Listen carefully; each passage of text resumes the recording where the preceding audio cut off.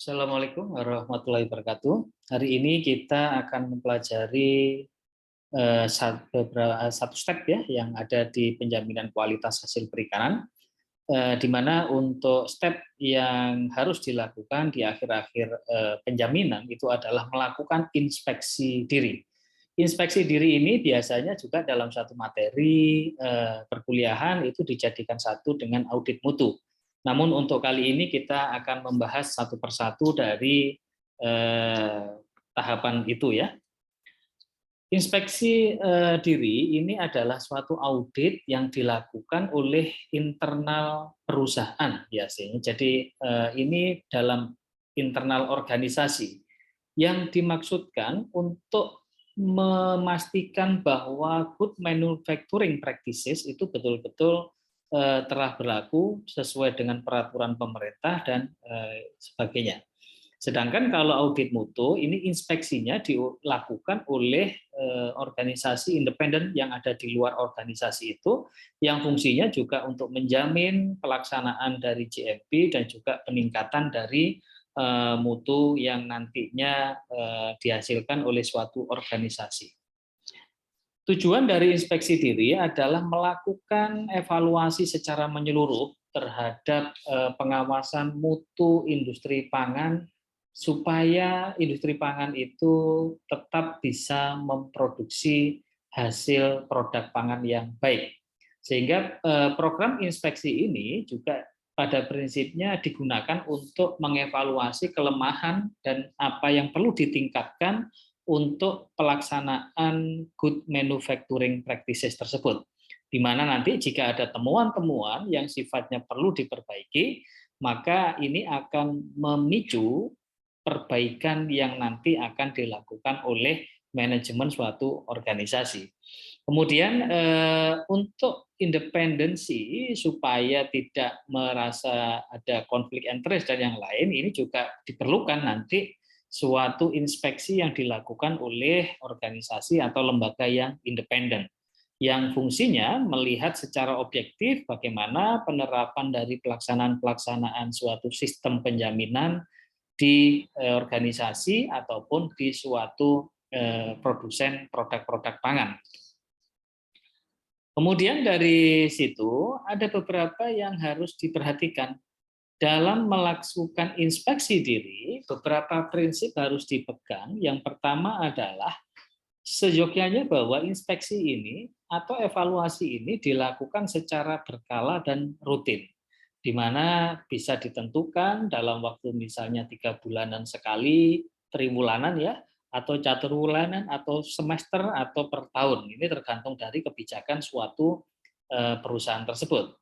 Sedangkan untuk yang misalnya punya anggaran yang sangat banyak, mungkin bahkan bisa melakukan proses inspeksi diri itu 1 bulan sekali. Ini sangat tergantung dari seberapa sensitif produk yang nanti dihasilkan dan seberapa ini mampu kita melakukan proses inspeksi diri. Hal ini dimaksudkan karena nanti biasanya jika ini tidak dilakukan, maka akan timbul kesalahan-kesalahan dalam mengorganisasi pelaksanaan GMP, sehingga akan dapat dimungkinkan terjadi penolakan atau rejection dari produk yang sudah kita kirimkan. Sehingga nanti jika ada beberapa hasil-hasil dari inspeksi ini, maka tindakan perbaikan itu harus dilakukan. Dan untuk itu harus betul-betul nanti dicek apakah prosedur-prosedur inspeksi itu nanti menghasilkan luaran dari kesimpulan, dan pada akhirnya kesimpulan itu betul-betul direspon untuk memperbaiki manajemen suatu organisasinya. Kemudian hasil dari prinsip-prinsip tersebut pada intinya harus betul-betul dibuat secara catatan terstruktur, yang daftar ini nanti pertanyaan-pertanyaan dan juga record-nya itu harus melalui atau mengikuti beberapa ketentuan, di mana untuk ketentuan GMP yang harus dilakukan misalnya personilnya ini harus diteliti dan juga harus dicek apakah dia sudah melakukan cara berpakaian yang baik, karena di karyawan misalnya harus memakai sarung tangan, harus memakai penutup kepala dan yang lain. Ini dilakukan proses evaluasi ulang. Apakah sudah cukup dipraktekkan oleh beberapa karyawan atau ternyata tidak jalan di lapang. Kemudian bangunan-bangunan dan fasilitas untuk pelaksanaan ataupun untuk produksi suatu pangan ini juga harus dicek ulang. Apakah bangunannya sudah memenuhi standar, ada kerusakan atau tidak, itu harus dilakukan proses pengecekan. Selanjutnya pemeliharaan bangunan dan peralatan ini juga harus dicatat betul, dilihat apakah memang pemeliharaan bangunan itu dilakukan betul oleh karyawan yang kita tunjuk secara berkala.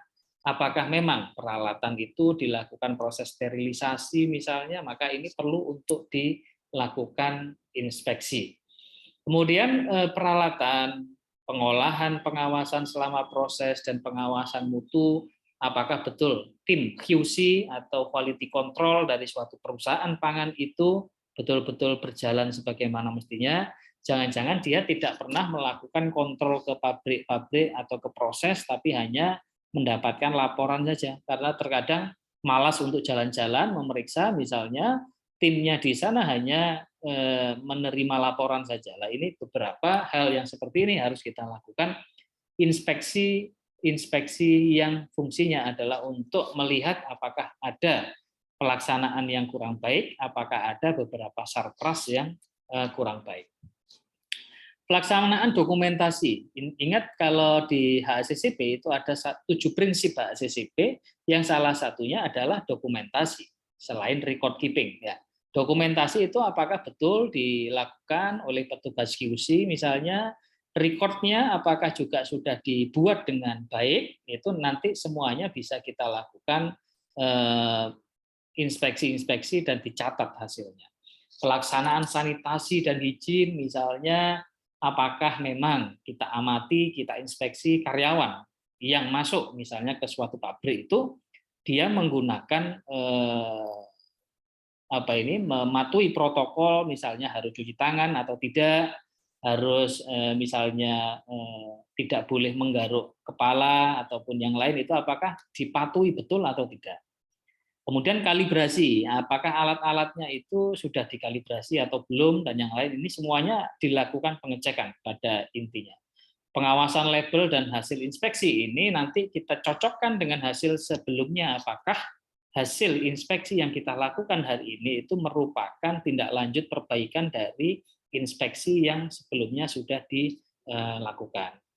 Kemudian aspek-aspek tersebut itu nanti akan diperiksa secara menyeluruh semua hasil temuan-temuan, dan ini nanti betul-betul digunakan untuk dievaluasi secara total oleh manajemen puncak perusahaan, apakah memang sudah dilakukan atau tidak, apakah ada kelemahan atau tidak sistemnya. Itu digunakan nanti untuk memperbaiki. Prinsipnya ini semuanya adalah digunakan untuk menjamin kualitas dari hasil produksi organisasi itu atau pabrik itu. Ya. Yang paling penting, suatu laporan dari hasil inspeksi ini harus dicatat betul. Dan hasil pencatatan ini harus memuat saran-saran. Karena hasil temuan itu misalnya ternyata QC tidak melaksanakan ini tugasnya, maka saran-sarannya bisa melakukan pembinaan terhadap manajer ataupun personil QC, atau bahkan bisa menyarankan di situ harus ada tambahan, misalnya personilnya karena dirasa kurang, maka saran-saran dan tindakan perbaikannya juga harus dilakukan.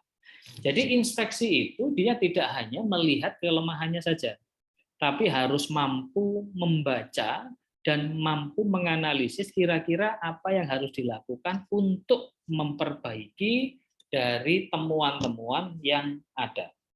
Begitu ya. Sehingga program penindaklanjutan yang efektif ini nantinya bisa dilakukan oleh para perusahaan dan juga para manajer puncak yang ada di perusahaan tersebut. Oke, kita berbicara sekarang siapa yang harus melakukan ini. Tentu saja tidak semua ya. Kita bisa mengambil dari beberapa orang saja yang ada di perusahaan tersebut. Kalau ini perusahaan besar, standarnya mungkin bisa kita harus melibatkan timnya itu lebih banyak atau lebih sedikit ya. Kalau UMKM misalnya, mungkin ini dilakukan, tapi tentu saja skala atau level dari inspeksinya juga tidak terlalu detail begitu. Sehingga untuk hari ini misalnya kita ingin melakukan proses inspeksi diri ya. Misalnya Anda hari ini ingin melakukan di UMKM ya, Anda punya UMKM ingin melakukan. Tentu saja kalau di situ hanya ruang produksinya kecil, kemudian orangnya terbatas, maka tidak perlu 3 orang. Ya, cukup 1 orang saja yang kemudian melihat mulai dari awal raw material datang sampai akhir pelaksanaan penjualan begitu. Apakah ada defect, dan ini tidak harus datang langsung kemudian nanya-nanya begitu. Tinggal kita bisa amati saja.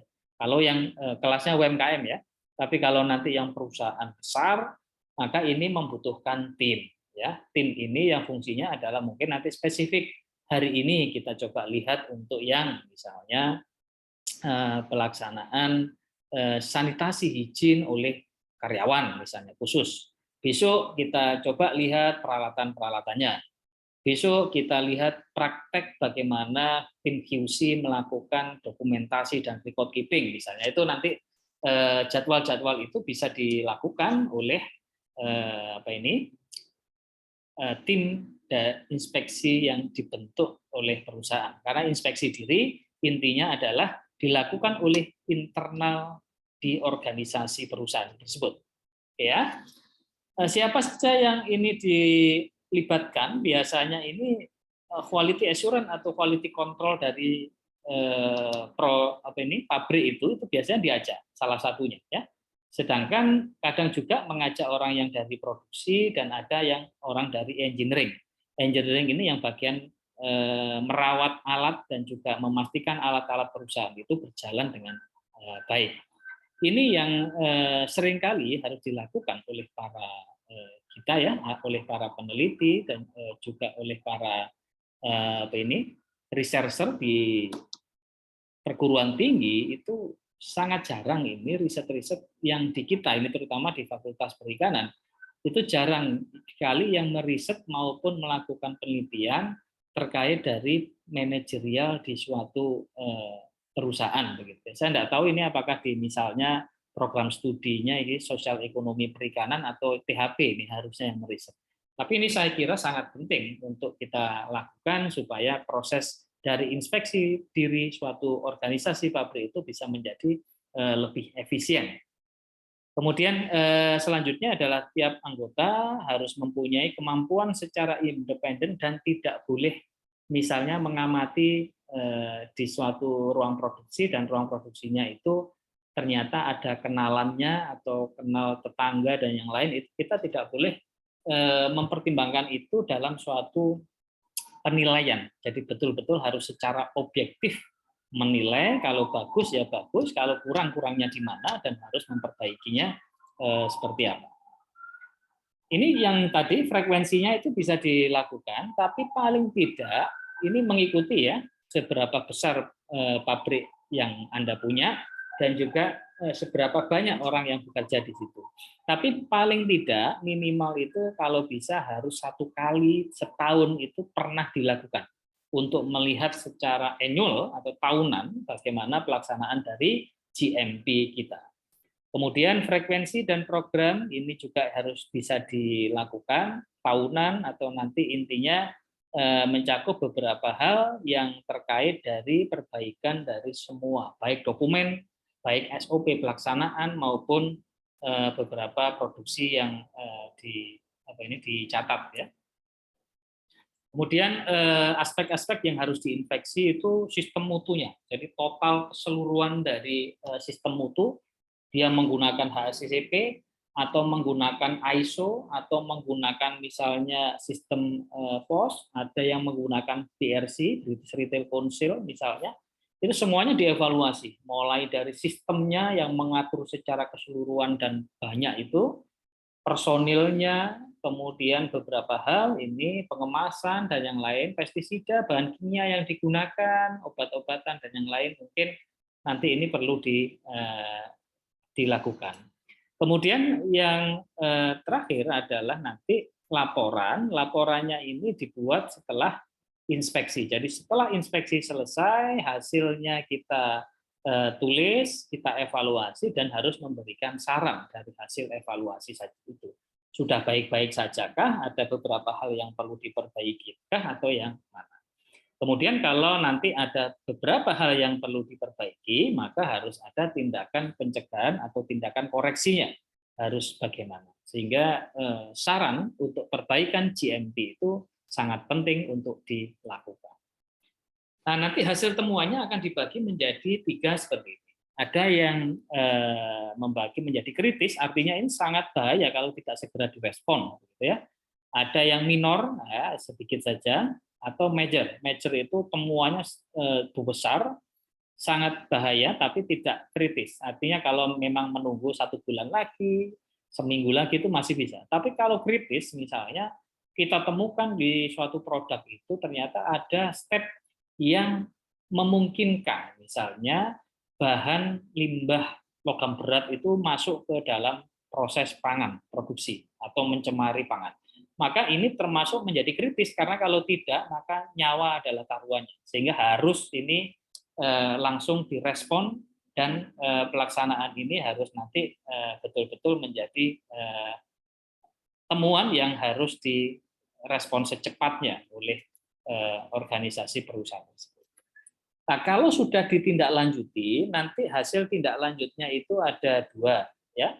Yang pertama itu nanti temuannya itu bisa close, artinya sudah ditindaklanjuti dan temuan itu sudah menjadi tertutup, artinya sudah selesai masalahnya. Kalau temuannya itu ternyata tidak ditindaklanjuti oleh perusahaan, maka harus bentuknya open atau masih terbuka. Nah, ini kalau terbuka ini harus segera kita close. Kalau terbuka itu minor, mungkin tidak terlalu masalah, masih masalah tapi tidak terlalu.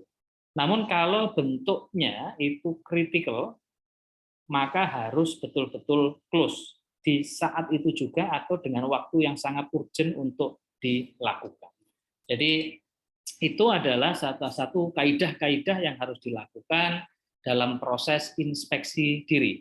Saya ulang lagi bahwa inspeksi diri pada prinsipnya adalah suatu cara organisasi untuk mengevaluasi, menilai apakah pelaksanaan dari suatu penjaminan mutu di organisasinya atau di pabriknya atau di perusahaannya itu betul-betul telah berjalan sesuai dengan kaidah good manufacturing practices untuk produksi bahan pangan. Demikian mungkin yang bisa kita bicarakan pada kuliah hari ini.